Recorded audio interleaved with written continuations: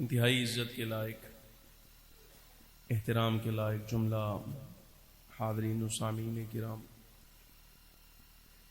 سورۃ التوبہ سے قرآن عزیز فرقان مجید کی ایک آیہ مبارکہ آپ کے سامنے تلاوت کی ہے۔ دعا فرمائیں اللہ رب العالمین جل وعلا حق بیان کرنے کی توفیق عطا فرمائے، اور جو کچھ گزارشات عرض کرنا چاہتا ہوں مالک و مولا ہمیں اس کے مطابق اعتقاد رکھنے کی اور عمل کرنے کی بھی توفیق عطا فرمائے۔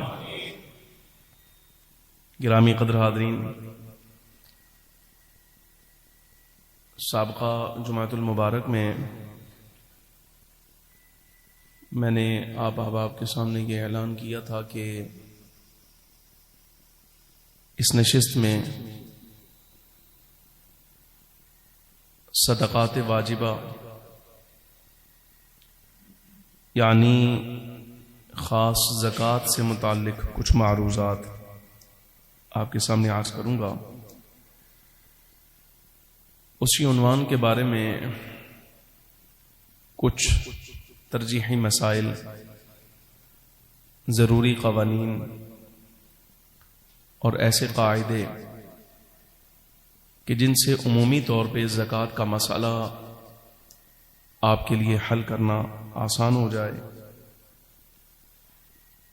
اور اس فریضہ کی طرف آپ احباب کی رغبت اور توجہ بھی ہو جائے۔ انشاءاللہ العزیز وہی چیزیں آپ کے سامنے عرض کرنا مقصود ہیں۔ اللہ تبارک و تعالی قرآن عزیز میں ارشاد فرماتا ہے خذ من اموالہم صدقۃ تطہرہم وتزکیہم بہا وصل علیہم۔ اے محبوب کریم صلی اللہ علیہ وبارک وسلم، آپ اپنے ان امتیوں سے صدقات وصول فرمائیے۔ حضور چونکہ رسول اور نبی امت ہیں اور نبوت و رسالت کے ساتھ ساتھ فخر عالم صلی اللہ علیہ وبارک وسلم ریاست کے حاکم، ناظم، والی اور قائد بھی ہیں، تو اس عہدے کے پیش نظر رب العالمین جل وعلا نے امام الانبیاء صلی اللہ علیہ وسلم کو حکم فرمایا خذ من اموالہم صدقۃ تطہرہم وتزکیہم بہا۔ اے محبوب کریم صلی اللہ علیہ وبارک وسلم، آپ وصول فرمائیے۔ یہ در حقیقت صحابہ کرام رضی اللہ تعالی عنہم اجمعین اور حضور کی امت کو اشارہ تھا۔ سرکار کے جو عہد کے لوگ ہیں نا، ان کو یہ اشارہ ہے کہ تم نے جو تمہارے صدقات واجبہ ہیں اور مالی معاملات ہیں، تمہارے جو راہ خدا میں خرچ کرنے والے ہیں، وہ تم نے سرکار کو پیش کرنے ہیں۔ اس سرکار سے جو کہا جا رہا ہے نا کہ آپ قبول فرمائیے، یہ در حقیقت باطنی طور پہ ان اصحاب کو حکم ہے کہ تم نے دینے حضور کو ہے۔ گزارش سمجھ آ رہی کہ نہیں آ رہی؟ یہ ایسے یا ایھا الرسول کلوا من الطیبات، اے رسولو پاکیزہ چیزوں میں سے کھانا۔ رسول تو کھاتا ہی پاکیزہ ہے، سمجھ آ رہی کہ اعلان نبوت سے بھی پہلے، اعلان نبوت سے بھی پہلے اس کی ذات ایسی پاک ہوتی ہے اور ایسی ستھری ہوتی ہے کہ معاذ اللہ ثم معاذ اللہ حرام کے قریب جانا تو درکنار، سوچ بچار بھی نبی کو اللہ نہیں دیتا۔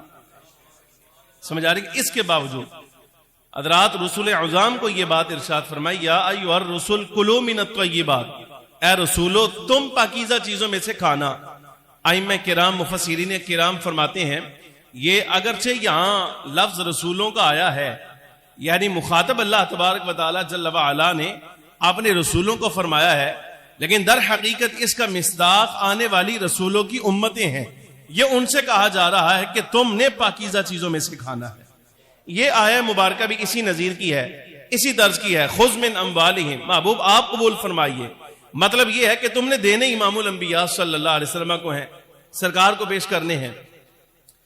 اے محبوب کریم صلی اللہ علیہ وسلم، ہوگا کیا جب فخر عالم صلی اللہ علیہ وسلم اپنی امت سے زکوٰۃ وصول فرمائیں گے اور حقدار کو دیں گے، یا اسی صورت کے صدقات واجبہ یا راہ خدا میں خرچ کرنے کے لیے جس صحابی رسول نے جو ارادہ کیا ہے وہ سرکار کی بارگاہ میں پیش کرے گا تو کیا ہوگا؟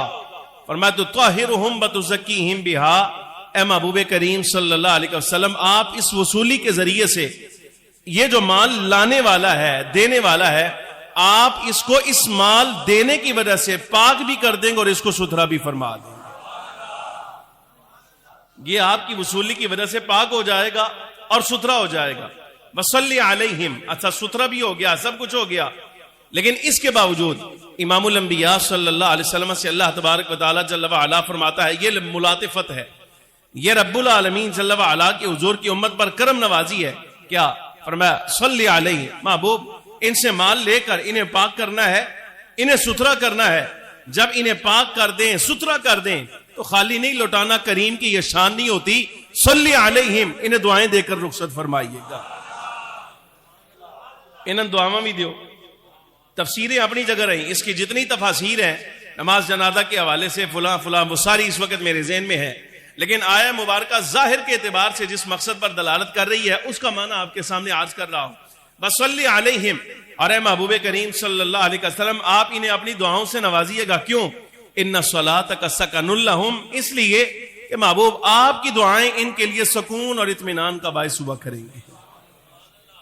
آپ انہیں دعا دیں گے تو اللہ رب العالمین جل وعلا انہیں سکون اور اطمینان عطا فرمائے گا۔ اچھا، یہ صدقات کے بارے میں، زکوٰۃ کے بارے میں اللہ رب العالمین جل وعلا نے حکم ارشاد فرمایا، دینے کے اعتبار سے بھی اور وصول کرنے کے اعتبار سے بھی۔ گرامی قدر حاضرین، انسان آپ کو معلوم ہے بشریت کا تقاضا ہے، اس کے انسان ہونے کا تقاضا ہے، اس سے گناہ بھی ہو جاتا ہے، غلطی بھی ہو جاتی، اس سے قصور بھی ہوتا ہے، اس سے صغائر کا ارتکاب بھی ہوتا ہے، کبائر کا ارتکاب بھی ہوتا ہے۔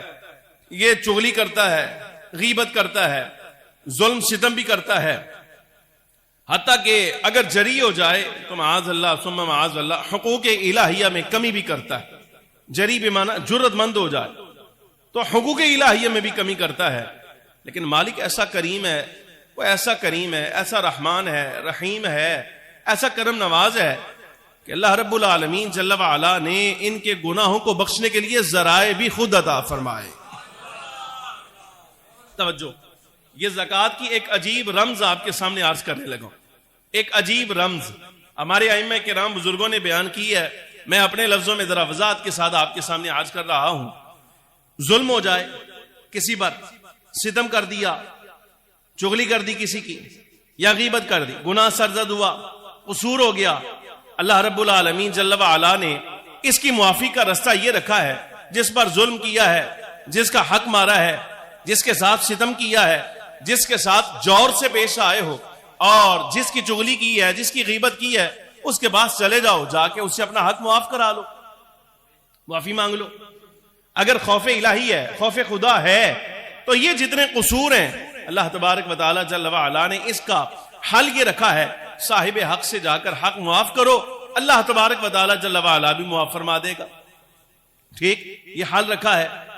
اچھا، ایسے ہی مثال کے طور پہ اگر کوئی بندہ معاذ اللہ ثم معاذ اللہ، اللہ بچائے اور اپنی پناہ میں رکھے، حق الہیہ میں کمی کا ارتکاب کرنے لگے، فرضیت تسلیم کرتا ہے، نماز فرض مانتا ہے، روزہ فرض ہے مانتا ہے، حج فرض ہے مانتا ہے، لیکن جناب والا ادائیگی میں کمی کرتا ہے، سستی کرتا ہے، بڑی شدید وعید کا حقدار ہے، سزا کا بھی حقدار ہے، سب کچھ ہے، لیکن اس کے باوجود کبھی اگر شرم آ جائے، اس کو شرم آ جائے، حیا آ جائے، اور اس کو یہ سوچ بچار آ جائے کہ میں اپنے رب کے حق میں کمی کر رہا ہوں، تو یہ توبہ کرے رب کی بارگاہ میں، اللہ تبارک و تعالی جل وعلا معاف فرما دے گا۔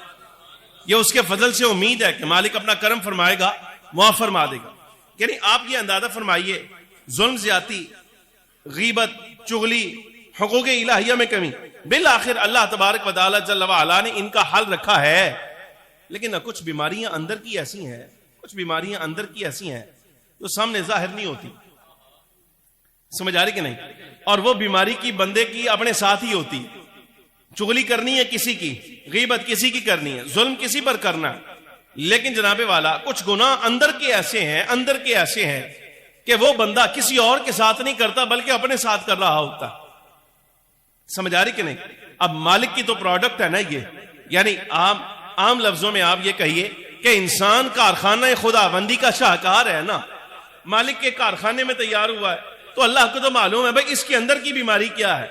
وہ اندر کی بیماریوں میں سے نا ایک وہ بیماری ہے کہ جو مال بندے نے کمایا ہوتا ہے نا، محنت کر کے، مزدوری کر کے، اور جناب والا وہ کما کے جوڑ جوڑ کے جو اس نے حال کیا ہوتا ہے نا مال کا، جب وہ خرچ کرنے کی باری آتی ہے نا تو اس کا دل نہیں مانتا. سمجھ آ رہی کہ نہیں؟ اب آپ اس کو ملائیے اس گناہ کے ساتھ. گناہ ہے یعنی ہے کسی کے ساتھ، لیکن یہ وہ عمل ہے کہ بندہ خود اپنے ساتھ کر رہا ہے.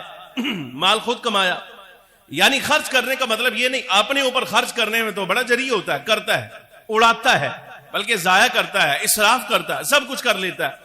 لیکن راہ خدا میں دینے کی باری جس وقت آتی ہے نا، راہ خدا میں دینے کی، یعنی کسی فقیر کو دینے کی، حقدار کو دینے کی، محتاج کو، مسکین کو دینے کی، کوئی ایسا قریبی رشتہ دار مثال کے طور پہ جو صاحب حیثیت نہیں ہے، سفید پوش ہے، اگر اس کو دینے کی باری آ جائے نا تو 20,000 مرتبہ سوچ بچار کرتا ہے، کنجوسی کرتا ہے، لالچ کرتا ہے، حرص رکھتا ہے. یہ اندر کی جتنی بیماریاں ہیں نا، ہے بندے کی اپنے ساتھ. لیکن اللہ تبارک و تعالی جل وعلا اس کا خالق مالک ہے، مالک اس پر بھی رحم فرماتا ہے. اللہ تبارک و تعالی جل وعلا وہ بیماریاں اور وہ گناہ یہ جو خود اپنے ساتھ کر رہا ہے، مالک نے اپنے فضل سے اس کا بھی حل عطا فرمایا ہے کہ اے بندے، یہ تیرے اندر جو لالچ آ گیا ہے اپنے مال کے بارے میں، جو حرص آ گئی ہے، اور یہ جو تیرے اندر راہ خدا میں خرچ نہ کرنے کے بارے میں بخل کنجوسی آ گئی ہے، رب العالمین جل وعلا نے کلمہ پڑھنے والے پر اس کے بھلے کے لیے یہ فرض کر دیا ہے، جہاں تنہیں نماز قائم کرنی ہے نا، وآتوا الزکاۃ، یہ تیرے ذمے کلمے کا قرض ہے، زکات بھی ادا کرا. یہ تیرے اندر کی بیماری جائے. سمجھ آ رہی کہ نہیں؟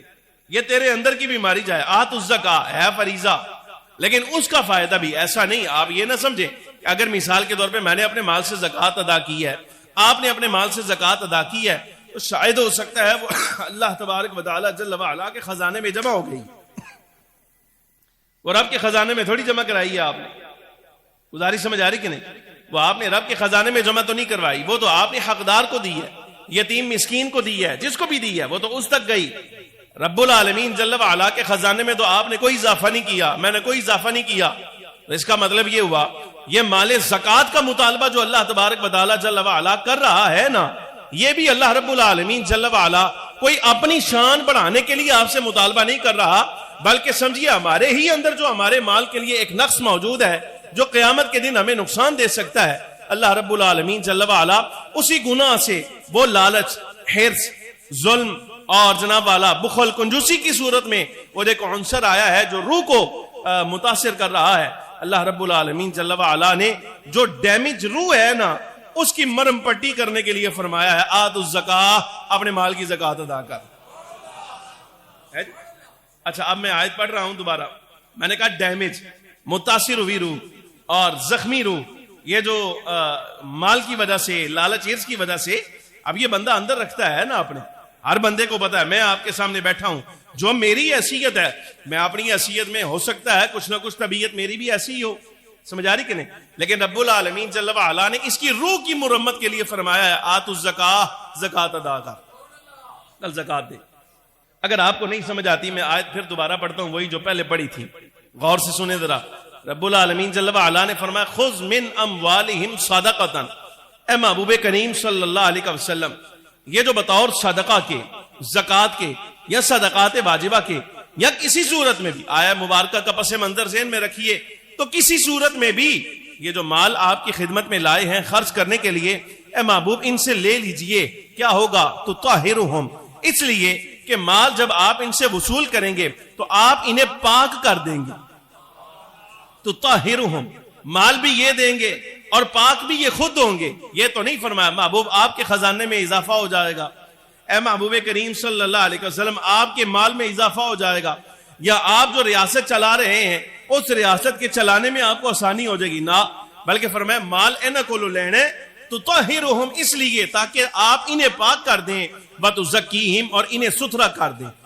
اس کا مطلب یہ ہوا وہ مال کی وجہ سے لالچ ہرس جو آیا تھا، وہ جو روح کو قرید رہا تھا اور زخمی کر رہا تھا، اللہ رب العالمین جل وعلا نے اس روح کی مرہم پٹی کے لیے زکوٰۃ بندے کے ذمہ فرض کی ہے، تاکہ یہ ساری بیماریاں دور ہو جائیں اور یہ والی دوائی بندہ کھا کے صاف ستھرا ہو جائے. سمجھ آ رہی کہ نہیں؟ وہ بندہ جس کو سمجھتا ہے نا شاید ہو سکتا ہے کہ میرے مال میں سے اتنا کم ہو جائے گا، نہ، مال میں سے اتنا کم نہیں ہو جائے گا، بلکہ اتنا تو آپ نے جا کے ڈاکٹر کو ہی دے آنا تھا. پھر سمجھ آ رہی کہ نہیں؟ نکل جو جانا تھا بہرحال، چونکہ بیمار ہے نا، آپ بیمار ہے نا، تو نکل تو جانا تھا کسی طریقے سے. اگر راہ خدا میں چلا گیا ہے تو اللہ رب العالمین جل وعلا، بلکہ میں نے ایک مقام پہ میں نے پڑھ رکھا ہے کہ بلا، آزمائش، بیماری آنے سے پہلے صدقہ دیا کرو، اس لیے کہ یہ جو تمہارا راہ خدا میں خرچ کرنا ہے نا، ڈاکٹر کے پاس جانے کی ضرورت نہیں پڑے گی، مسئلہ تمہارا یہی حل ہو جائے. آپ راہ خدا میں دیتے رہیں، اللہ رب العالمین جل وعلا آزمائش سے محفوظ فرما دے گا. قرآن و سنت میں اللہ رب العالمین جل وعلا نے اس کی تاکید فرمائی. نبی پاک صلی اللہ علیہ وبارک وسلم نے بھی اس کے بارے میں جو احکام ارشاد فرمائے. زکوٰۃ سے متعلق اگر آپ کا کوئی سوال ہو نا، کہ اپنی پرچیاں تیار رکھنا، اخیر والے 5 منٹ میں تو انواز مارنی، پرچی آگے پہنچا چھڑے آج، تاکہ میں مسئلہ اگر ہو سکے تو آپ کا حل کر دوں. ایک آدھ پرچی میرے پاس آ گئی ہے 12. یہ تو تھا قرآن عزیز کا حکم اور جو کچھ اللہ رب العالمین جل وعلا نے ارشاد فرمایا اس کی حکمت. اب آئیے نبی پاک صلی اللہ علیہ وسلم کے ارشاد کی طرف. حجۃ الوداع کا مقام، 1.25 لاکھ کے قریب نبی پاک صلی اللہ علیہ وبارک وسلم کے اصحاب جمع ہیں، اور امام الانبیاء صلی اللہ علیہ وبارک وسلم مخاطب انہیں کر رہے ہیں. ساری امت کے لیے پیغام دیا جا رہا ہے. کیا فرمایا؟ میرے اصحاب اعبدوا ربکم، اے میری آنے والی ساری قیامت تک کی امت، اعبدوا ربکم، اپنے رب کی عبادت کرتے رہنا. پہلا حکم، توجہ، اپنے رب کی عبادت کرتے رہنا. نمبر 2، صلوا خمسکم، 5 نمازوں کی ادائیگی کرتے رہنا. وصوموا شہرکم، اور 1 مہینے کے روزے جو تمہارے ذمے ہیں وہ ادا کرتے رہنا، ماہ رمضان شریف. وحجوا بیت ربکم، اور اپنے رب کے گھر کا حج کرتے رہنا. وادوا زکات اموالکم طیبۃ بہا انفسکم، اور اپنے مال کی زکات دیتے رہنا خوش ہو کر. یہ بڑی عجیب بات ہے. آپ دیکھیں یہاں یہ نہیں فرمایا اپنے رب کی عبادت کرنا خوش ہو کر، نہ، یہ نہیں فرمایا. یہاں صرف اتنا حکم ہے بھائی اپنے رب کی عبادت کرتے رہنا، 5 نمازیں پڑھنے کا حکم، لیکن ساتھ یہ نہیں فرمایا خوش ہو کے پڑھنا، نہ، بس نماز پڑھنے کا حکم دیا. اور آگے 1 مہینے کے روزے رکھنے کا، حج بیت اللہ شریف کا بھی بڑے بڑے احکام دیے ہیں جتنے اس حدیث پاک میں. کہیں بھی یہ نہیں فرمایا کہ جناب والا یہ تم ذرا خوش باش ہو کے کرنا. لیکن جب زکوٰۃ کی ادائیگی کی باری آئی ہے نا، تو نبی پاک صلی اللہ علیہ وسلم نے فرمایا یہاں سے دینی ہے، خوش ہو کے دینی، خوش ہو کے دینا. اگر یہ کام کر لیے تو ہوگا کیا؟ اب یہ تو ویسے ہی بندے کے ذمہ قرض تھا، فائدہ تو ہمارا ہی ہو رہا تھا. اب آپ بتائیے، اچھا میں اکثر ایک مثال آپ کے سامنے عرض کیا کرتا ہوں بارے دیگر آپ کے لیے. یہ جو فرض ہوتا ہے نا، فرض یہ بندے کے ذمہ ایسے ہوتا ہے جیسے قرض ہے، یہ تو ادا کرنا ہی ہوتا ہے. سمجھ آ رہی کہ نہیں؟ جس طرح قرض کی ادائیگی کے بغیر چارہ نہیں نا، اسی طرح فرائض کی ادائیگی کے بغیر بھی چارہ نہیں. بندہ رب کی بارگاہ میں کھڑا ہوگا تو جواب دے وہاں پر، نمازیں پڑھی ہیں نہیں پڑھی، روزے رکھے ہیں، حج کیا ہے اگر فرض تھا کہ نہیں کیا، زکوٰۃ دی ہے کہ نہیں، وہ تو بات پوچھا جانا ہے. اب ہونا تو یہ چاہیے، اگر عدل دیکھا جائے، انصاف دیکھا جائے، تو یہ جو ذمہ قرض ہے اس پر انعام تو کوئی نہیں ہونا چاہیے. نہیں سمجھ آئے؟ اس پر انعام تو نہیں ہونا چاہیے. ایک بندے نے میرے کو ₹1,00,000 لیا ہے، وہ میرا ہی لاکھ جس وقت لے کر مجھے دے رہا ہے، تو میں کیا کروں پھر؟ اب اس کو کیا کروں کہ 50,000 کا اس کو انعام دوں کہ تو میرا قرضہ واپس لے آیا؟ وہ تو بھائی میرا ہی مال ہے نا، اس نے مجھے واپس کیا. لیکن اللہ رب العالمین جل وعلا اپنے محبوب کریم صلی اللہ علیہ وسلم کی امت پر اتنا مہربان ہے، جب ان کی باری آتی ہے نا تو رب عدل نہیں فرماتا، محبوب کریم صلی اللہ علیہ وسلم کی نسبت کا خیال کر کے ہمیشہ ان پر فضل فرماتا ہے. اب فضل کیا ہے یہ دیکھنا، ذرا جملہ دیکھنا دوبارہ. اور میں اے میری امت عبادت کرتے رہنا، 5 نمازیں پڑھتے رہنا، 1 مہینے کے روزے رکھتے رہنا، حج بیت اللہ شریف کا حج کرتے رہنا، اور خوش ہو کر، طبیعت کے ساتھ راضی ہو کر اپنے مالوں کی زکوٰۃ ادا کرتے رہنا. تدخلوا جنت ربکم، تو اللہ تبارک و تعالی جل وعلا کی جنت میں داخل ہو جاؤ گے. یہ فضل ہے.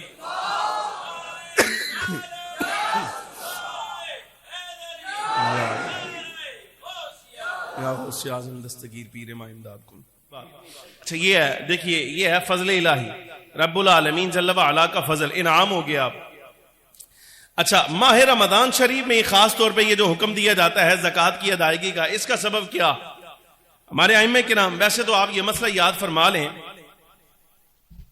کہ زکوٰۃ کی ادائیگی ہے نا، زکوٰۃ کی ادائیگی یہ کسی مہینے کے ساتھ مخصوص نہیں ہے، سمجھ آ رہی کہ نہیں؟ کسی مہینے کے ساتھ رب العالمین جل وعلا نے اس کو کسی مہینے کے ساتھ خاص نہیں کیا بھائی تم نے جنوری فروری مارچ میں ہی دے دیا، نہ ہی جناب والا شوال ذوالقعدہ ذوالحج محرم صفر کسی کے ساتھ بیان نہیں فرمایا. رب العالمین جل وعلا نے آت الزکاۃ کا حکم دیا ہے کہ زکوٰۃ کی ادائیگی کرنی. لیکن اس کے باوجود یہ جو ہمارا رجحان ہے کہ اکثر لوگ جو ہیں یہ رمضان شریف میں زکوٰۃ ادا کرتے ہیں، اس کا سبب کیا ہے؟ ہم نے اپنے بڑوں کو دیکھا بھی ایسے ہی ہے. زکوٰۃ کے بارے میں ہم نے جب آواز سنی ہے تو یہی سنی ہے کہ رمضان شریف میں ادا کرنی ہے. اور ایسے ہی پچھلوں کے بارے میں دیکھ لیا جائے تو ان کے بارے میں بھی کثرت سے ملتا ہے کہ مالی معاملہ خود نبی پاک صلی اللہ علیہ وبارک وسلم کا بھی راہ خدا میں خرچ کرنا. ویسے تو سرکار سارا سال خرچ فرماتے تھے، لیکن جب رمضان شریف آتا صحابہ کرام رضی اللہ تعالیٰ عنہ مجمعین، حضرت عبداللہ ابن عباس فرماتے، بخاری کی روایت، فرماتے نبی پاک صلی اللہ علیہ وسلم ایسے سخاوت فرماتے تھے جیسے کوئی ہوا چل رہی ہے، ہوا چل رہی، کوئی تیز ہوا چل رہی ہو نا، جیسے وہ امتیاز نہیں ہوتا، وہ جس کو بھی لگتی ہے اپنا اثر دے کر جاتی ہے. نبی پاک صلی اللہ علیہ وبارک وسلم تیز ہوا کی طرح راہ خدا میں رمضان شریف میں خرچ کیا کرتے تھے. اس کا سبب کیا؟ اس لیے یہ یاد رکھیں جہاں اور بہت ساری عبادات اس ماہ مبارک کے ساتھ منسوب ہے نا، یہ خرچ کرنا بھی اللہ تبارک و تعالی جل وعلا نے اس مہینے کے نام کر دیا ہے. نام ہو گیا، نام ہونے کا مطلب ہے اس کی شان بن گیا ہے، اس کا جز بن گیا. فرض تو نہیں ہے لیکن اس کے باوجود شان اسی مہینے کی ہے کہ ادا کر دیا جائے. حضرت عثمان ابن عفان کے بارے میں بسند امام اعظم ابو حنیفہ رضی اللہ تعالی عنہ جامع المسانید میں مروی ہے. حضرت سیدنا عثمان ابن عفان رضی اللہ تعالی عنہ کے بارے میں مروی ہے. مصنف ابن ابی شیبہ، موطا امام مالک، کئی ائمہ کرام نے اس حدیث کو روایت کیا. ماہ رمضان شریف آتا نا، امیر المؤمنین خلیفہ راشد، خلیفہ سوم، نبی پاک صلی اللہ علیہ وبارک وسلم کی یکے بعد دیگرے دو بیٹیوں کی عزت کے محافظ. توجہ ہے، زکوٰۃ والے مسئلے باقی مسئلے بھی حل کر رہے ہیں، توجہ دے نال. نبی پاک صلی اللہ علیہ وبارک وسلم کی دو بیٹیوں کی عزت کے محافظ حضرت امیر المؤمنین عثمان ابن عفان رضی اللہ تعالی عنہ. عثمان ابن عفان نبی علیہ الصلوۃ والسلام دی نسبت دی گل آئے نا تے تھوڑا آپ ہی جاگ جایا کرو. سمجھ آ رہی کہ نہیں آ رہی؟ آپ ہی جاگ جایا کرو. انجینئر دا دور آ گیا ہے ہن، مطلب ہے کہنے دا بھائی مولوی جڑے نا انہاں دے مر گئے ہن انہاں نے انجینئر کر لین گلاں کرنے واسطے، تے انجینئرنگ کردے نے قرآن حدیث تے کینچی چاڑ لئی انہاں نے، نہ دیکھ دین قرآن شریف دا حکم کی ہے، نہ حدیث مبارکہ دا حکم کی ہے، نہ کو صیغے چار آندے انہاں، نہ عربی زبان دی ترکیب آندی ہے، نہ اسلوب آندا ہے، کوئی شے ککھ کنڈا انہاں دے پلے نہیں. لیکن وہ آندے کہ ہم نے اس دور میں ہم نے اس امت کے مسئلے حل کرنے ہیں. سمجھ آ رہی کہ نہیں آ رہی؟ اسی مسئلے حل کرنے، مولوی تو مسئلے حل نہیں کرنے، اس امت دے مسئلے رسول گرامی صلی اللہ علیہ وسلم خود حل کر دیتے ہیں انشاءاللہ، تیری ضرورت ہی نہیں رہ گئی. سمجھ آ رہی کہ نہیں؟ اسی مالکہ دے مننے والے ہیں نبی علیہ الصلوۃ والسلام دے، اور زندگیاں ساڑھے ماں باپ ساڑیاں وقف کر دی دیاں، ہن تو آ کے سن دین سکھائیں گا. سمجھ آ رہی کہ نہیں؟ مدرسے جس بندے نے قدم نہیں رکھیا وہ آندا میں قرآن شریف حل کراں گا. گلاں بڑیاں لیکن اگلے جمعے صحیح انشاءاللہ العزیز تسی بھی تیار ہو کے آیا جے تے اس مسئلے تے میں بھی پورا تیار ہو کے آواں گا اور پوری گل کراں گا تواڈے نال. سمجھ آ رہی کہ نہیں؟ بڑی عجیب گل ہے، تسی مولوی چھڈ کے تے عالم فاضل چھڈ کے تے علماء چھڈ کے تے چنگے ستھرے پیر فقیر چھوڑ کے تے انجینئر دے پیچھے لگ گئے ہو. تہاڈی بھی عقل دی داد دینی چاہیے. کوئی نہیں انشاءاللہ اگلے جمعے تہاڈا وٹ کڈاں گے سارے دے، اے جواناں دے، پیراں دے، بڈھیاں دے، جتنے لوگ نے جڑے آ کے اندر انجینئر دا مسئلہ ہے اگلے جمعے انشاءاللہ العزیز.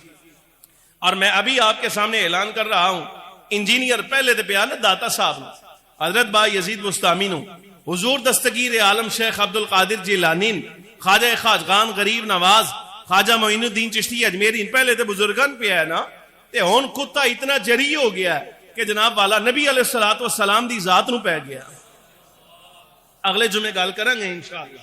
سمجھ آ رہی کہ نہیں؟ اسیا نے انجینئر صاحب حیا کرنی چاہیے ہے اس واسطے کہ موت بڑی قریب ہے. اے یاد رکھیا جے کہ مر گئے تے زبان کتے برابر جس ویلے باہر نکل آئی نا تے پچھلے مسئلے سارے حل ہو گئے تواڈے. سمجھ آ رہی کہ نہیں؟ او بڑیاں بڑیاں گلاں تواڈے نال کرنے والیاں لیکن پھر کدی صحیح ساڈا مزاج نہیں ہے لیکن مجبوراً پھر تواڈے نال گلاں کرنیاں پیندیاں اس واسطے کہ ایمان بچانا بڑا ضروری ہو گیا.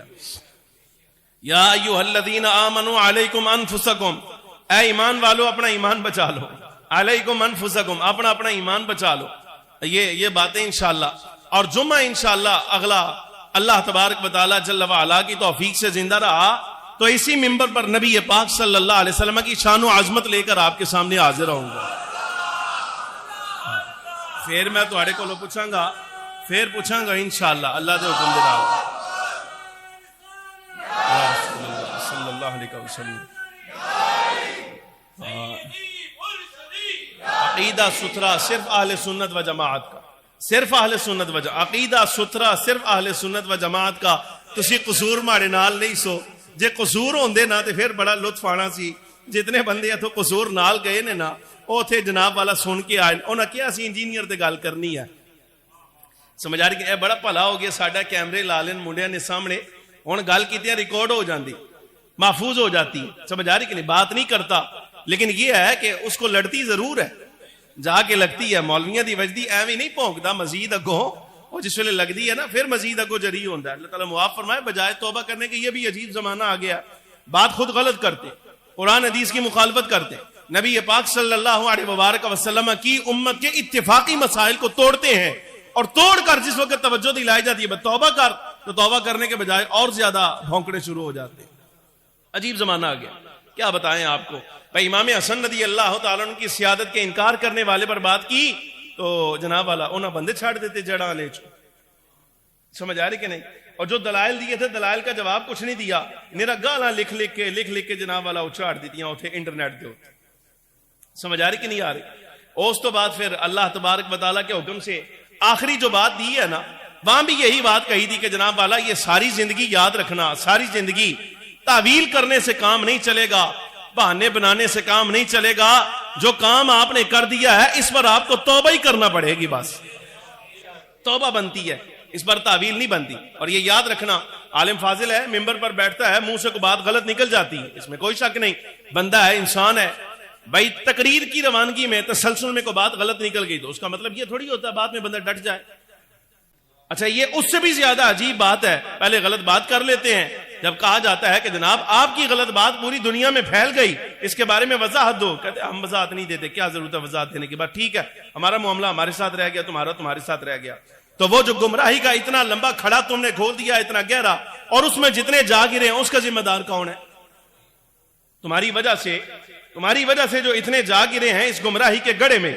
اور نبی پاک صلی اللہ علیہ وسلم کی آل اولاد کے بارے میں یا حضور کے اصحاب کے بارے میں اسی گڑھے میں گہرے تاریک اندھیرے کنویں میں تمہاری وجہ سے جو جا گرے ہیں تمہارے ایک جملے کی وجہ سے، تو ان کا ذمہ دار کون ہے؟ وَلَا يَحْمِلُنَّ أَثْقَالَهُمْ وَأَثْقَالًا مَعَ أَثْقَالِهِمْ وَلَا يُسْأَلُنَّ يَوْمَ الْقِيَامَةِ عَمَّا كَانُوا يَفْتَرُونَ. اللہ تبارک و تعالیٰ جل وعلا ارشاد فرماتا ہے یہ قیامت کے دن اپنے گناہوں کا بوجھ بھی اٹھائیں گے. وَلَا يَحْمِلُنَّ أَثْقَالَهُمْ، یہ اپنے گناہ کا بوجھ قیامت کے دن اٹھائیں گے. وَأَثْقَالًا مَعَ أَثْقَالِهِمْ، اور نیرا اپنے گناہ کا نہیں بلکہ ان کی وجہ سے جو آگے گمراہ ہوا ہے اس کے گناہ کا بوجھ بھی ان کے کندھوں پر ڈالا جائے گا. وَلَا يُسْأَلُنَّ يَوْمَ الْقِيَامَةِ عَمَّا كَانُوا يَفْتَرُونَ. جو کچھ یہ افتراء پردازیاں کرتے رہے ہیں رب العالمین جل وعلا فرماتا ہے، قسمیاں فرماتا ہے کہ ان سے ضرور بالضرور قیامت کے دن میدان میں کھڑا کر کے اس کا جواب لیا جائے گا.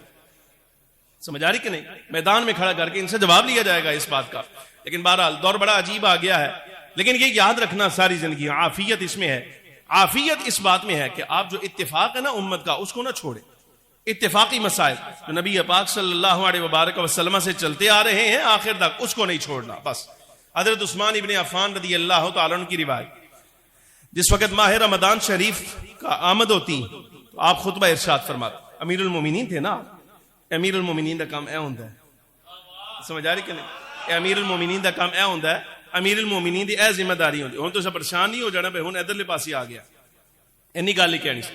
امیر المومنین کی ذمہ داری یہ ہوتی ہے، آپ خطبہ ارشاد فرماتے ان ھذا شہر زکاتکم قد حضر، فرماتے اے حاضرین، اے میری رعایا، تمہارے پاس وہ مہینہ آیا ہے جو زکات والا مہینہ ہے۔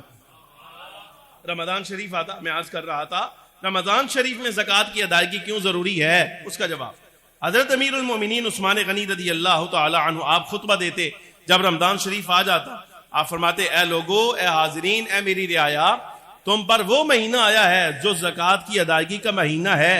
میں نے کہا تھا زکات منسوب ہو گئی ہے اس مہینے کے ساتھ، لازم نہیں ہے، مشروط نہیں ہے کہ اسی مہینے میں دینی ہے، وہ تو مال پر جب سال پورا ہوگا تبھی آپ نے دینی ہے نا، لیکن منسوب ہے اس مہینے کے ساتھ۔ اس کا فائدہ کیا ہے وہ ابھی میں عرض کر دیتا ہوں اسی اثر کی وضاحت میں۔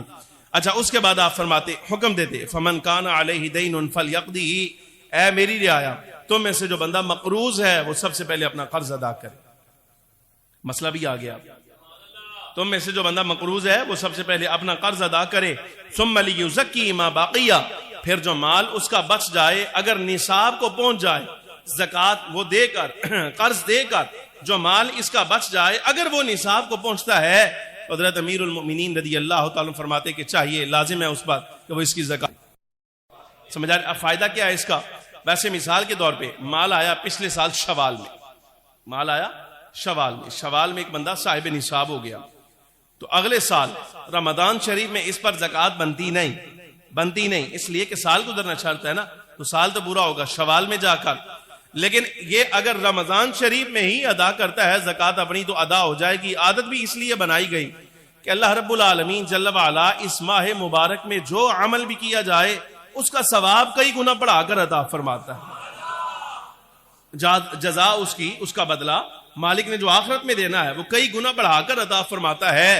تو اس لیے ائمہ کرام بزرگوں نے، سلف صالحین نے، جو جتنے اہل اسلام تھے زکات دینے والے، انہوں نے یہ عادت بنائی، اگرچہ کسی مہینے میں بھی حولان حول ہو رہا ہے، سال پورا ہو رہا ہے، لیکن زکات وہ جو ادا کرتے تھے وہ اسی ماہ مبارک میں آ کر ادا کرتے تھے۔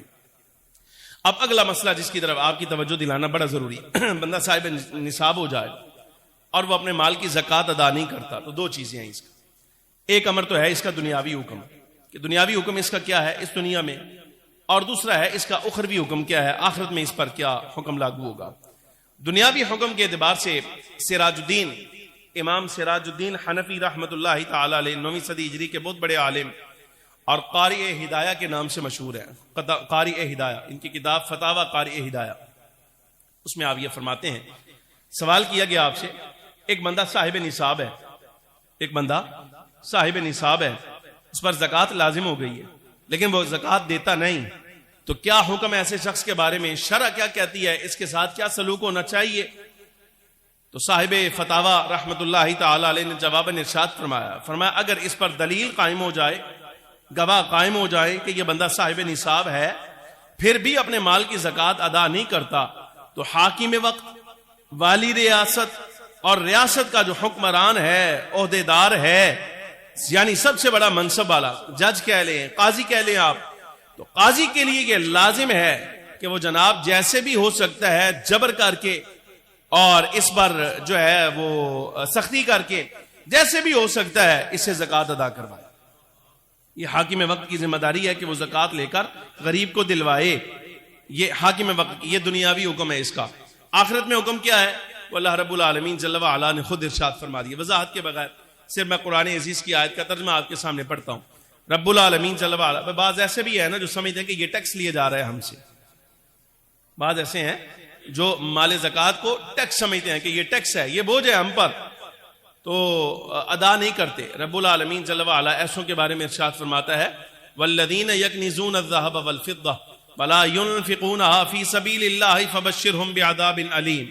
رب العالمین جل وعلا فرماتا ہے یہ جو سونا چاندی جمع کر کے رکھتے ہیں، جمع کر کے جوڑ کے رکھتے ہیں، خزانہ کنز بناتے ہیں، اس کو خزانہ بنا کے رکھتے ہیں، رب العالمین فرماتا ہے ولا ينفقونها في سبيل الله، اور راہ خدا میں خرچ نہیں کرتے، یعنی اپنے مال کی زکات ادا نہیں کرتے، فبشرهم بعذاب علیم، اے محبوب کریم صلی اللہ علیہ وسلم آپ انہیں آخرت میں دردناک عذاب کی خوشخبری سنا دیجیے۔ اب وہ دردناک عذاب ہوگا کیسے، وہ بھی رب العالمین جل وعلا نے خود اگلی آیت میں واضح فرما دیا، فرمایا یوم یحمى علیہا فی نار جہنم فتقوا بها جباههم وجنوبهم وظهورهم هذا ما كنزتم لانفسكم فذوقوا ما كنتم تكنزون. رب العالمین جل وعلا فرماتا ہے یہ دردناک عذاب کس دن؟ فرمایا اس دن جب ان کا یہی مال، یہ سونا چاندی جس کو جمع کر کر کے یہ رکھتے رہے ہیں اور زکوٰۃ ادا نہیں کرتے تھے، اب تعالیٰ فرماتا ہے قیامت کے دن ان کا یہی مال نارے جہنم پر، آگ پر تپایا جائے گا، اس کو پگھلایا جائے گا، یعنی جس صورت میں بھی ہوگا اس کو لایا جائے گا پگھلا کے. باری تعالیٰ جل وعلا فرماتا ہے فتقوا بہا جباہہم، ان کی پیشانیوں کو داغا جائے گا اس کے ساتھ. آپ کبھی گاؤں میں گئے ہوں تو آپ نے دیکھا ہوگا وہاں کچھ جانور ایسے ہوتے ہیں ان کی جو پشت ہوتی ہے نا وہاں پر نشان ہوتا ہے. کوئی استری لگا دیتے ہیں، کوئی سلاخ لگا دیتے ہیں، کوئی نمبر لکھ دیتے ہیں، کوئی دل بنا دیتے ہیں، کوئی کچھ کر دیتے ہیں، کوئی کچھ اپنا اپنا نشان، مال ڈنگر کی نشانی رکھتے ہیں کہ یہ جانور کس کا ہے. یہ جو گرم ہوتا یہ ہے کہ سلاخ گرم کر کے نا وہ جانور کو کسی خاص نشانی کے طور پر لگا دیتے ہیں، نشانی رہتی ہے یہ جانور ہمارا ہے. سمجھ آ رہی؟ اس کو کہتے ہیں داغنا. اس کو کیا کہتے ہیں؟ داغنا. رب العالمین جل وعلا فرماتا ہے یہ اپنے مالوں کی، سونا چاندی کی زکوٰۃ ادا نہ کرنے والے کل قیامت کے دن ان کا مال لایا جائے گا. فتقوا بہا جباہہم، تو ان کی پیشانیاں داغی جائیں گی، وظہورہم وجنوبہم، اور ان کے پہلو داغے جائیں گے اور ان کی پشتیں داغی جائیں گی. اور پھر اس کے بعد ان سے کیا کہا جائے گا؟ یہ ارشاد اللہ تبارک و تعالیٰ جل وعلا خود فرمائے گا، یہ ڈانٹ خود اللہ تبارک و تعالیٰ کی طرف سے ہوگی یا اللہ کے حکم سے اس کے فرشتے کہیں گے ھذا ما کنزتم لانفسکم، یہ ہے تیرا وہ خزانہ، یہ ہے تیرا وہ خزانہ جو تو نے اپنے لیے جمع کیا تھا.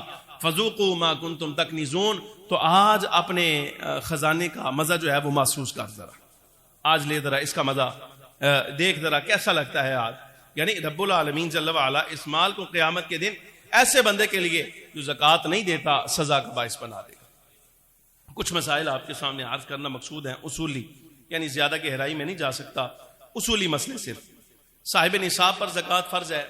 نصاب کے بارے میں لوگ مشکوک رہتے ہیں. 3 چیزیں ہیں، مال ہے یعنی کرنسی کی صورت میں، یا جناب والا سونا ہے یا چاندی ہے. اگر چاندی ہو تو 52.5 تولے، اگر سونا ہو تو 7.5 تولے، یا پھر ان دونوں کے برابر رقم. یہ ہوتا ہے نصاب. یہ کیا ہوتا ہے؟ نصاب. لیکن یاد رکھیے زکوٰۃ کی ادائیگی کا طریقہ یہ ہوتا ہے نصاب کے اعتبار سے کہ ان دونوں میں سے، بنیاد تو اصل سونا چاندی 2 چیزیں ہیں، ان دونوں میں سے کسی ایک چیز کو متعین کر لیا جائے گا، اس کی قیمت اس کے برابر. اگر بندے کے پاس رقم آ جائے یا جناب والا سونا آ جائے یا خام مال کی صورت میں، ڈلی کی صورت میں، زیور کی صورت میں، کسی صورت میں بھی چاندی آ جائے، مثال کے طور پہ سونا چاندی یا اتنی قیمت کا مال، تو ایسے بندے پر زکوٰۃ دینا لازم ہو جائے گا. زکوٰۃ دینا، توجہ، زکوٰۃ دینا لازم ہو جائے گا. ایسے بندے پر زکوٰۃ دینا لازم ہو جائے گا. ہمارے زمانے میں جو نصاب مقرر کر دیا گیا ہے وہ ہے 52.5 تولے چاندی کی قیمت. آج کے دن میں جس میں آج جمعہ کے دن میں ہم موجود ہیں، چاندی مثال کے طور پہ اس وقت تقریباً 2350 روپے تولہ چل رہی ہے. کتنا جی؟ 2350. اس کو آپ دے لیجئے ضرب 52.5 کے ساتھ، جو قیمت آئے گی یہ ہے نصاب. یہ تقریباً کوئی 1,22,23,24,000 روپے بنتا ہے. جس بندے کے پاس یعنی آپ لگائیے آج کے دن میں 1.25 لاکھ روپیہ موجود ہے، اس پر زکوٰۃ اس 1.25 لاکھ روپے کی دینا لازم ہو گیا ہے. وہ زکوٰۃ لے نہیں سکتا. ٹھیک ہو گیا؟ زکوٰۃ وہ لے نہیں سکتا. نمبر 1 پہلی بات. دوسری گزارش یہ خاص طور پہ یہ بھی عرض کرنا چاہتا ہوں، عورتوں کے پاس جو زیور ہوتا ہے، زیور، یہ اپنے زیور کی زکوٰۃ نکالنے میں بہت زیادہ غفلت اور سستی کا مظاہرہ کرتی ہے. حضرت عبداللہ بن مسعود رضی اللہ تعالیٰ عنہ کے پاس ایک خاتون حاضر ہوئی، عرض کیا حضور میرے پاس کچھ زیورات ہیں، ظاہر نصاب کو پہنچتے ہیں، میرے پاس کچھ زیورات ہیں، کیا میرے اوپر ان کی زکوٰۃ دینا لازم ہے؟ فرمایا ہاں دینا لازم ہے. اس کو معلوم ہو گیا زکوٰۃ میں نے دینی ہے. نمبر 1.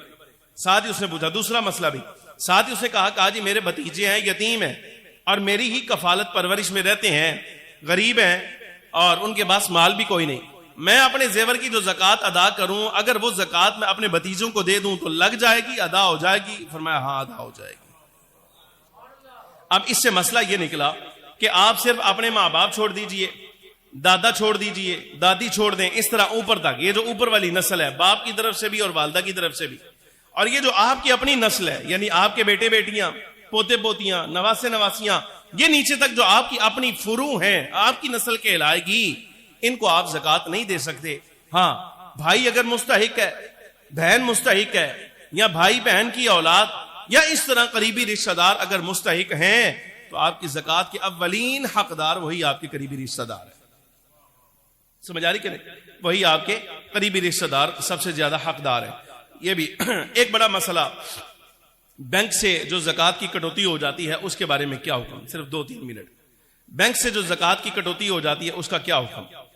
عمومی طور پہ جو طریقہ کار بینک کا ہے، آج کل تو اکاؤنٹ ایسے آ گئے ہیں، اس میں آپ پیپر پہ لکھ کے دے دیتے ہیں کہ میرے زکوٰۃ کی ادائیگی بینک خود کر لے گا یا میں کروں گا، یعنی آپ لکھ دیتے ہیں، وہ ٹک مار کچھ کرنا ہوتا ہے، خانہ ایسا ہوتا ہے، آپ کہہ دیتے ہیں کہ میری زکوٰۃ جو ہے وہ بینک کٹوتی نہ کرے، میں خود ادا کروں گا۔ یہ بڑا اچھا ہے، یہ بہت بہتر ہے اور یہی طریقہ ہے۔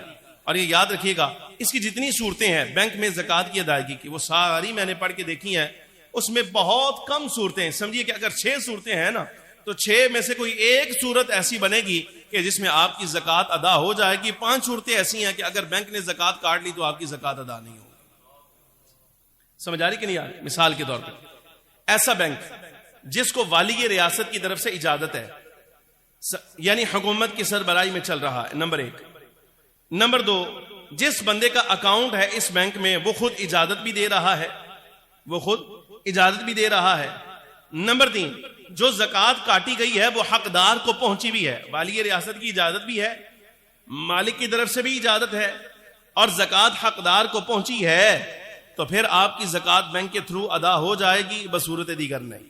اگر ایک چیز بھی کم ہوگی، مثال کے طور پہ پرائیویٹ بینک ہیں، ریاست کی طرف سے اجازت نہیں ہے ان کو زکوٰۃ وصول کرنے کی، لیکن وہ وصول کر رہے ہیں، کٹوتی کر رہے ہیں، یا ریاست کی طرف سے اجازت تو ہے، بندہ نہیں چاہتا، اس کو بتایا نہیں ہے کہ ہم تیرے اکاؤنٹ میں سے زکوٰۃ نکالنے لگے ہیں، ٹھیک، تو جناب ایسی صورت میں بھی ادا نہیں ہوگی۔ یا مثال کے طور پہ بندے نے اجازت بھی دے دی ہے کہ بینک میری زکوٰۃ کاٹ لے، لیکن انہوں نے آگے اپنے ورکروں پہ خرچ کر لی، کسی کو بونس دے دیا، کسی کو گاڑی دے دی، کسی کو کچھ کیا، کسی کو کچھ کیا، حقدار تک نہیں پہنچی، تو اس کا مطلب یہ ہوا کہ آپ کی زکوٰۃ ادا نہیں ہوئی۔ احتیاط کرنی چاہیے بینک والے مسئلے میں۔ اچھا، اب یہ مسئلہ کافی لوگ پوچھتے ہیں کن چیزوں پر؟ گھر جو آپ جس میں رہتے ہیں اس پر زکوٰۃ نہیں ہے، آپ کی سواری جو ہے جو آپ کے زیر استعمال ہے اس پر زکوٰۃ نہیں ہے، جو آپ کے کپڑے ہیں، لباس ہے آپ کا، اس پر زکوٰۃ نہیں ہے۔ البتہ مثال کے طور پہ اگر کسی بندے نے پلاٹ لے رکھا ہے، وہ بندے نے پلاٹ لے رکھا ہے، اس سے پوچھا جائے گا بتا تو نے پلاٹ اپنے لیے لیا ہے یا تجارت کے لیے لیا ہے؟ یعنی خریدا اس لیے تھا کہ جب مہنگا ہو جائے گا میں بیچ ڈالوں گا، یہ ارادہ اور ہے، یا یہ کہ جب اس کی قسطیں پوری ہو جائیں گی تو اس پر اپنا گھر بنا لوں گا، دونوں میں فرق ہے۔ اگر تو اپنی ذات کے لیے لیا، گھر بناؤں گا، تو ایسی صورت میں اس پر زکوٰۃ نہیں۔ لیکن اگر مال تجارت کے طور پر لیا کہ جب مہنگا ہو جائے گا، ویلیو بن جائے گی تو اس کو بیچ ڈالوں گا، تو ایسی صورت میں اس کی مارکیٹ ویلیو اس دن کی جب آپ نے اس سال کی زکوٰۃ ادا کرنی ہے، جو اس پلاٹ کی مارکیٹ ویلیو ہوگی اس کے مطابق آپ کو اس کی زکوٰۃ ادا کرنا پڑے گی۔ اچھا، مثال کے طور پہ کمیٹی لے لیجئے۔ اب یہ کمیٹی کا مسئلہ پوچھا گیا تھا، کمیٹی ہے یا پلاٹ ہے، دکان ہے، مکان ہے، کوئی بھی ایسا جو آپ نے قرض پر یعنی قسطوں پہ لے رکھا ہے، قسطوں میں کمیٹی ہوتی ہے نا، وہ بھی آپ تھوڑی تھوڑی کر کے دیتے ہیں۔ آخری مسئلہ، بات ختم۔ کمیٹی پر کچھ رقم آپ کی چلی جاتی ہے، کچھ ابھی باقی ہوتی ہے، اور آخر جب وہ پوری ہونی ہے تو ایک خاص رقم آپ کو ملنی ہے، آخر بندے کے ذہن میں وہی رقم مخصوص ہوتی ہے۔ لیکن اس کی زکوٰۃ کی ادائیگی کا طریقہ یہ ہے کہ جتنی رقم آپ کی کمیٹی میں چلی گئی ہے، یا مثال کے طور پہ آپ نے پلاٹ اگر لیا ہے اور وہ بیچنے کے ارادے سے لے رکھا ہے، اس کی مثال کے طور پہ 12 لاکھ کا پلاٹ ہے، 8 لاکھ روپے آپ نے دے دیا تو 8 لاکھ روپیہ، کمیٹی مثال کے طور پہ آپ کی 5 لاکھ کی ہے، ان میں سے 4 لاکھ چلا گیا ہے، تو زکوٰۃ جو آپ نے ادا کرنی ہے وہ اتنے مال کی کرنی ہے جتنا مال آپ کی ادائیگی ہو چکی ہے۔ ٹھیک ہو گیا؟ جتنے مال کی ادائیگی آپ کی ہو چکی ہے اس کے اوپر آپ نے زکوٰۃ ادا کرنی ہے۔ اور اسی طرح جس دکان میں آپ کام کرتے ہیں اس دکان پر زکوٰۃ نہیں ہوتی، ہاں جو مال آپ کے پاس پڑا ہے اس کی ویلیو آپ لگائیں گے، جتنی ویلیو کا مال آپ کا سیل ہونا ہے، جو مارکیٹ ویلیو اس کی بنتی ہے، مارکیٹ ویلیو پر آپ اس کی زکوٰۃ ادا کریں گے۔ بعض لوگ مسئلہ پوچھتے ہیں کہ یہ مال ہم نے ادھار لے رکھا ہے، آپ مارکیٹ کے لوگ ہیں، آپ کو زیادہ یہی مسئلہ پیش آتا ہے، مال آپ کے پاس موجود ہوتا ہے لیکن وہ آپ نے پیچھے فیکٹری جن سے لیا ہے ان کے پیسے بھی آپ نے دیے نہیں، تو اس کا طریقہ یہ ہے کہ آپ یہ دیکھ لیجئے کہ آپ نے پیچھے یہ مال جب آپ کا فروخت ہوگا تو آپ نے مارکیٹ جس سے یہ سامان لیا اس کو پیسے آپ نے کتنے دینے، ٹھیک، اتنے الگ کر لیجئے. اب جو منافع آپ کا بنے گا، جو بچ جائے گا، اگر وہ نصاب کو پہنچتا ہے تو آپ اس کی زکوٰۃ ادا کریں گے. ٹھیک. اور آخری بات یہ یاد رکھیں، زکوٰۃ سب سے زیادہ، یہ سب سے اہم بات ہے، زکوٰۃ نکالنا آسان ہے، نکالنا آسان ہے، لیکن اصل اس کی جو ادائیگی کا انحصار ہے نا، وہ نکالنے پر نہیں ہے بلکہ حقدار کو پہنچانے پر ہے. یہ ساری زندگی کے لیے یاد رکھنا. زکوٰۃ کی ادائیگی آپ کی نیرا یہ نہیں کہ آپ نے اپنے مال سے الگ کر لیا ہے اس سے ہو جائے گی، نہ، اس سے نہیں ہوگی، بلکہ آپ کی زکوٰۃ کی ادائیگی اس وقت ہوگی شاہد صاحب جس وقت وہ حقدار کو پہنچے گی.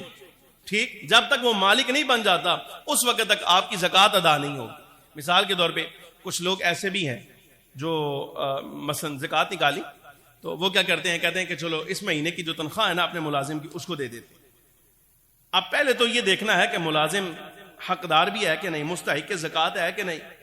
اگر وہ مستحق زکوٰۃ نہیں ہے، مثال کے طور پہ وہ کھاتے پیتے گھر کا آدمی ہے، آپ کے ہاں ملازم ہے تو وہ ایک الگ بات. اگر آپ نے مال زکوٰۃ سے اس کو تنخواہ ادا کی تو آپ کی زکوٰۃ ادا نہیں ہوئی. نمبر ایک. مثال کے طور پہ وہ مستحق ہے، اب پھر بھی آپ اس کو تنخواہ اگر زکوٰۃ سے دیتے ہیں نا تو یہ بھی آپ نے جرم کیا، یہ بھی آپ نے جرم کیا. کیوں؟ اس لیے کہ زکوٰۃ تو آپ نے دینی ہی دینی تھی، نمبر ایک. دوسری طرف ایک مہینہ جو اس نے آپ کی مزدوری کی ہے وہ مزدوری بھی آپ نے اس کو دینی ہی دینی تھی، اس نے کام کیا آپ کا. تو یہ تو آپ کا اس کا معاملہ طے ہی نہیں پایا تھا کہ جب میں ایک مہینہ آپ کے ہاں کام کروں گا تو آپ میری تنخواہ زکوٰۃ کے مال سے ادا کریں گے. داری سمجھ آ رہی کہ نہیں آ رہی؟ لہٰذا وہ جو زکوٰۃ ہے نا وہ حقدار تک پہنچنا لازم ہے. یہ سارے معاملات دیکھ کے زکوٰۃ ادائیگی وہ میں نے آپ کو اصول اس کا بتا دیا. حقدار کون ہے؟ حقدار اس کا وہ ہے جس پر زکوٰۃ دینا لازم نہیں ہے، یعنی ₹1.25 جس کے پاس نہیں ہے وہ زکوٰۃ لینے کا حقدار ہے، وہ فقیر ہے، مسکین ہے، کسی صورت میں بھی.